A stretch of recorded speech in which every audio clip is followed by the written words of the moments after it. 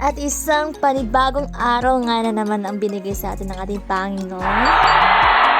Today's video, ayan, pupunta tayo sa Cagayan. Napag-isipan nga ng team na mamasyal for today. Actually, biglaan lang talaga ito. Ito nga pala yung mga kasama namin na pumunta sa Cagayan. Let's go! Ready? Habang nagta-travel nga papuntang Cagayan, talagang namamangha nga ako sa mga creations ni God. So amazing! Ayan. Napakaganda talaga ng mga bundok-bundok na tanawin. Napaka-relaxing. Napaka-relaxing. Hindi ko na talaga alam kung ano mga sinasabi ko dito. Kaya ayan, samahan nyo nga ako dito sa aking vlog. Let's go! For the sightseeing nga ang person dyan. Napakaganda talaga ng tanawin. At sa part na ito ay we are now entering to the rough road. Oh no. Talagang nakaka-challenge kayong daan dito.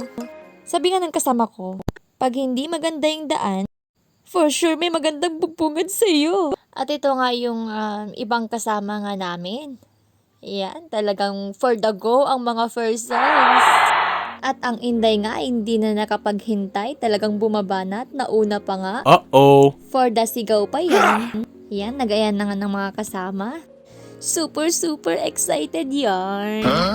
At ang Inday, sa sobrang excited, iba pala yung napuntahan. Ito ngayon, nag-iisa't naglalakad, naiwan na. Iba pala yung daan na dinaanan kanina. Doon babalik at naunahan pa nga ng mga kasama. And sa oras na ito, talagang pababa. Kulang na lang mahuhulog talaga. Pero carry lang. At ito nga, malapit na tayo sa katotohanan. Oh yeah. And now, ayan, nandito na nga tayo. Yan. Sobrang saya na ng day na yan. At ayan, bumaba na nga, ang saya-saya.